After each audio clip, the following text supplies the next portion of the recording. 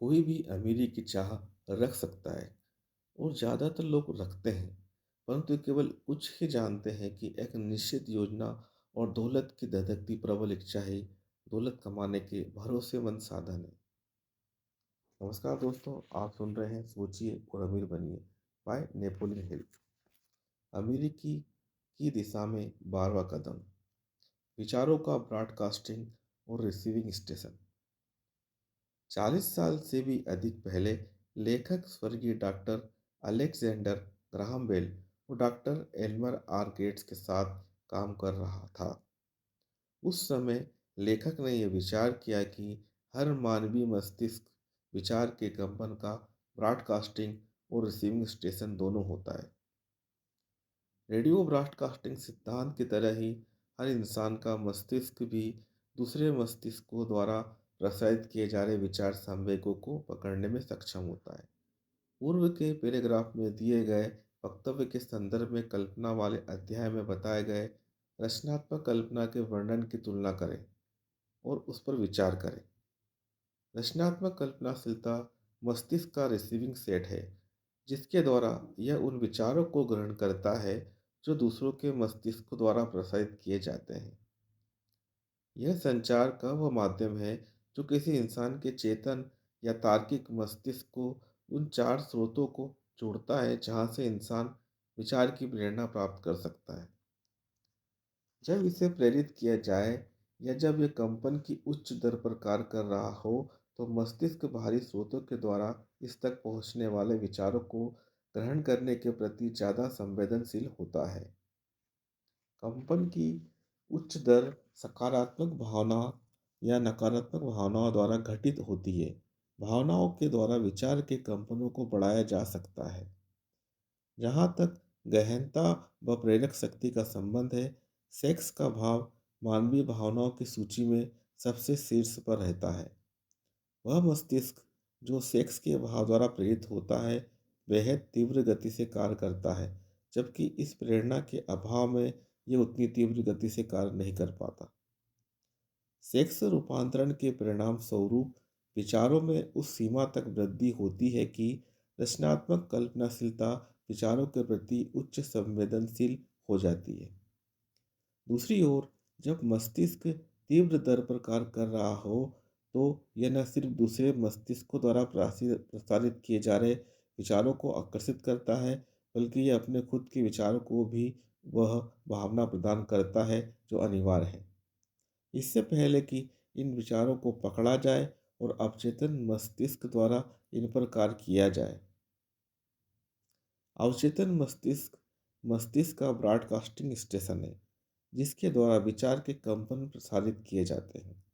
रचनात्मक कल्पनाशीलता वह receiving set है जिसके द्वारा विचार की ऊर्जा पकड़ी जाती है।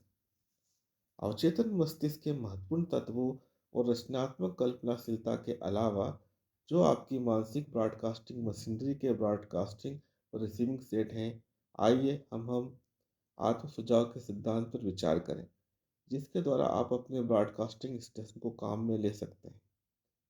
आत्म सुझाव वाले अध्याय में बताए गए निर्देशों के द्वारा आपको वह तरीका निश्चित रूप से मालूम होगा जिसके द्वारा इच्छा को इसके आर्थिक समतुल्य में रूपांतरित किया जा सकता है।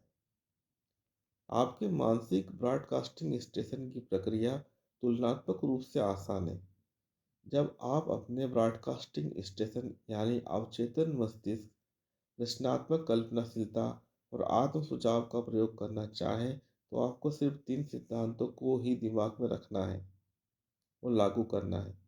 जिन प्रेरकों द्वारा आप इन तीन सिद्धांतों को कार्य रूप में बदल सकते हैं, उनका वर्णन किया जा चुका है और वह तरीका इच्छा से शुरू होता है। महानतम शक्तियाँ अमूर्त होती हैं। युगों युगों से इंसान अपनी शारीरिक इंद्रियों पर बहुत अधिक निर्भर रहा है और उसने अपने ज्ञान को शारीरिक या भौतिक वस्तुओं तक सीमित कर लिया है, जिन्हें वह देख सकता है, छू सकता है, तोल सकता है और माप सकता है। अब हम सभी युगों के महानतम आश्चर्य में प्रवेश कर रहे हैं, एक ऐसे युग में जो हमें अपने चारों तरफ के संसार में अमूर्त शक्तियों के बारे में कुछ सिखाएगा। शायद इस युग से गुजरने पर हम सीख जाएंगे कि दूसरा आत्म अदर सेल्फ शारीरिक आत्म से अधिक शक्तिशाली होता है, जिसे हम हर दिन दर्पण में देखते हैं। कई बार लोग अमूर्त वस्तुओं के बारे में हल्के फुल्के अंदाज में बात करते हैं, उन चीज़ों के बारे में जिन्हें वे अपनी पांच इंद्रियों के माध्यम से पहचान नहीं सकते। परंतु हमें यह पता होना चाहिए कि हम सभी उन शक्तियों द्वारा नियंत्रित होते हैं जो अदृश्य और अमूर्त है। पूरी मानव जाति में इतनी शक्ति नहीं है कि वह समुद्र की लहरों में लिपटी हुई अमूर्त शक्तियों का सामना करे या उसे नियंत्रित करे। इंसान में गुरुत्वाकर्षण की अमूर्त शक्तियों को नियंत्रित करने की शक्ति की बात तो दूर, समझने की क्षमता भी नहीं है, जो इस छोटी सी धरती को अंतरिक्ष में झुलाए हुए है और इंसान को इससे गिरने से रोक रही है। इंसान पूरी तरह उस अमूर्त शक्ति के सामने असहाय है जो तूफान के साथ आती है। जिस तरह बिजली गिरने की अमूर्त शक्ति की उपस्थिति में असहाय होता है। यह अदृश्य और अमूर्त वस्तु के संबंध में इंसान के अज्ञान का अंत नहीं है। वह धरती की मिट्टी में लिपटी अमूर्त शक्ति को नहीं समझ पाता। वह शक्ति जो उसे उसके द्वारा खाए जाने वाले भोजन का हर निवाला देती है, उसके द्वारा पहनने वाले हर कपड़ा देती है, उसकी जेब में रखा हर डॉलर देती है। मस्तिष्क की नाटकी कहानी।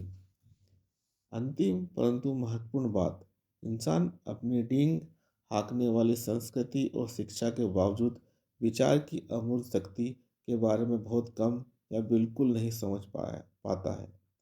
वह शारीरिक मस्तिष्क और इसकी जटिल मशीनरी के बृहद नेटवर्क के बारे में बहुत कम जानता है, जिसके द्वारा विचार की शक्ति को इसके भौतिक समतुल्य में बदला जाता है।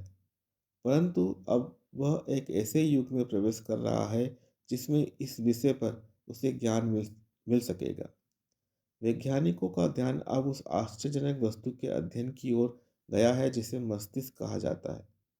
हालांकि अभी वे अपनी अध्ययनों की आरंभिक अवस्था में हैं, परंतु उन्होंने ये जान लिया है कि मानवीय मस्तिष्क का केंद्रीय स्विच बोर्ड उन लाइनों की संख्या जो मस्तिष्क की कोशिकाओं को एक दूसरे से जोड़ती है, वे संख्या में उतनी है जितनी एक के अंक के बाद 15 मिलियन शून्य जोड़ने के बाद आती है।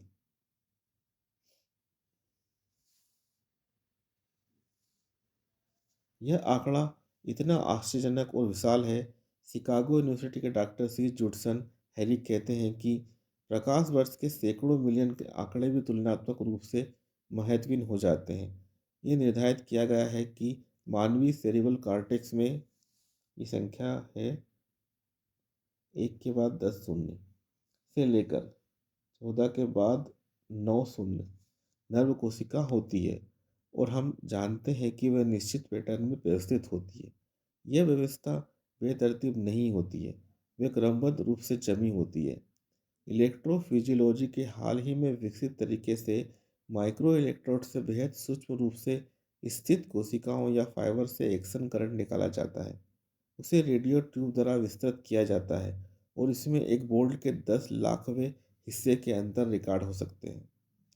यह असंभव लगता है कि इतनी जटिल मशीनरी के इस तरह के नेटवर्क का एकमात्र प्रयोजन सिर्फ शरीर के विकास और रखरखाव के शारीरिक कार्य करना ही होगा। क्या यह संभव नहीं है कि जो सिस्टम बिलियनों मस्तिष्क कोशिकाओं को एक दूसरे के साथ संप्रेषण का माध्यम प्रदान करता है, वही सिस्टम अन्य अमूर्त शक्तियों के साथ भी संप्रेषण का माध्यम बन सकता है? द न्यूयॉर्क टाइम्स ने एक संपादकीय प्रकाशित किया। इसमें यह छपा था कि एक बड़े विश्वविद्यालय में मानसिक क्षेत्र के एक विशेषज्ञ शोधकर्ता संगठित शोध कर रहे हैं, जिनके निष्कर्ष इस अध्याय और उसके बाद के अध्याय में बताए गए विचारों के समान ही है। संपादकीय ने डॉक्टर राइन और ड्यूक यूनिवर्सिटी के उनके सहयोगी के काम का संक्षेप में विश्लेषण किया।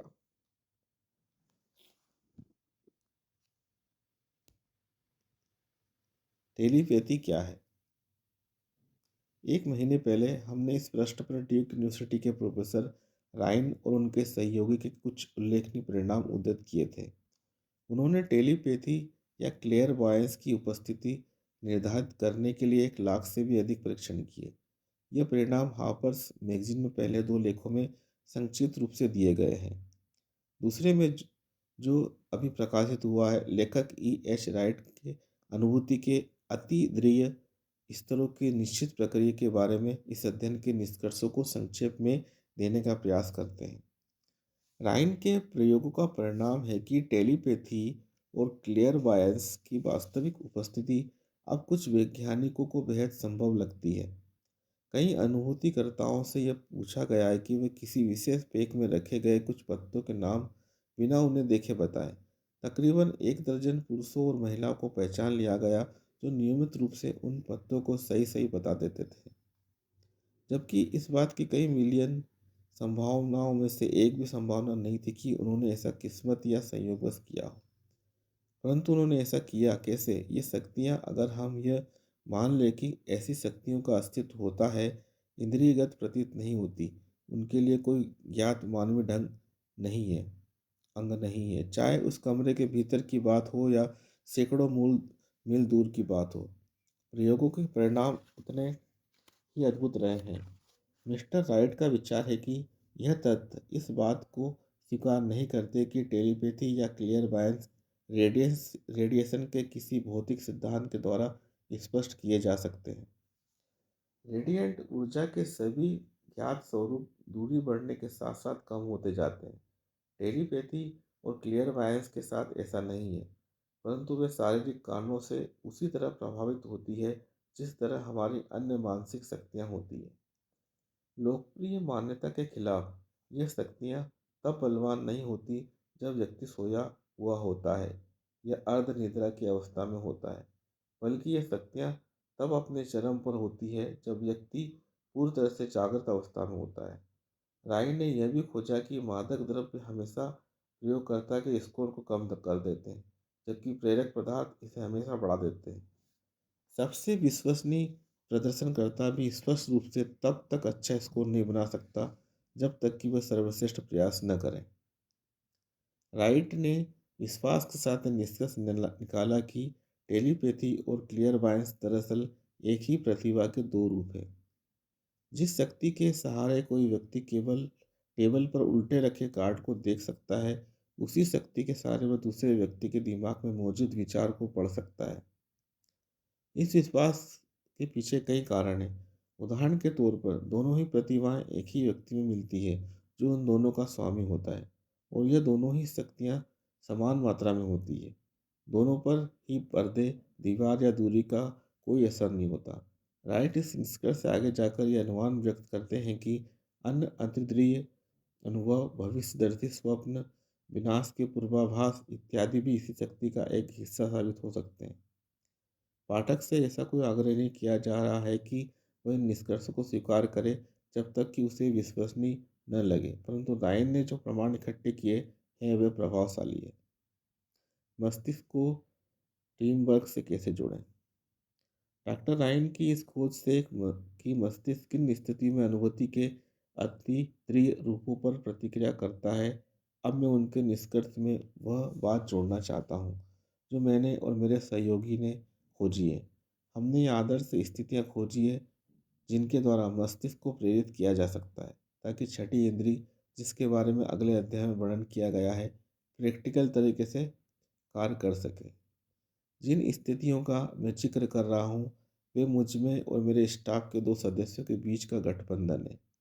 प्रयोग व अभ्यास के द्वारा हमने खोजा कि हमारे मस्तिष्क को किस तरह प्रेरित किया जाए ताकि हम अपने तीन मस्तिष्कों एक कर एक कर दें और उन पर बहुत सी व्यक्तिगत समस्याओं का कोई सुझाव खोजें जो मेरे क्लाइंट मेरे पास लेकर आते हैं। ये तरीका बहुत आसान है। हम एक कॉन्फ्रेंस टेबल पर बैठते हैं, समस्या की प्रकृति को स्पष्ट रूप से बताते हैं और इस पर विचार करना शुरू कर देते हैं। हर एक के मन में जो विचार आता है वह उसे बता देता है।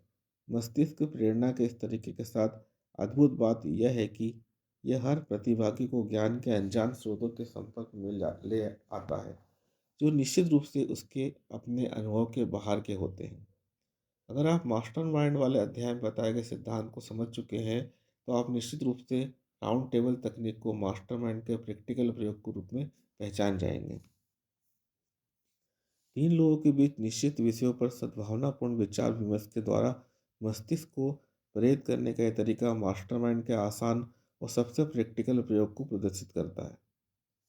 इसी तरह के प्लान को अपनाकर उसका अनुसरण करके इस फिलॉसफी का कोई भी विद्यार्थी प्रसिद्ध कार्नेगी फार्मूले को सीख सकता है, जिसका संक्षिप्त वर्णन प्रस्तावना में किया गया है। अगर आपको अभी इस वक्त इसका कोई अर्थ समझ में नहीं आ रहा है तो इस प्रश्न पर निशान लगा लें। उसके बाद तब पढ़ें जब आप आखिरी अध्याय को खत्म कर लें।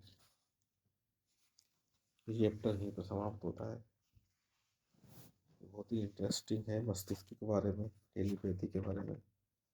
आपने पहले भी सुना होगा, पढ़ा होगा। थोड़ा इसे विचार करें, इस बुक को पढ़ें। आपने सुना, आपको धन्यवाद।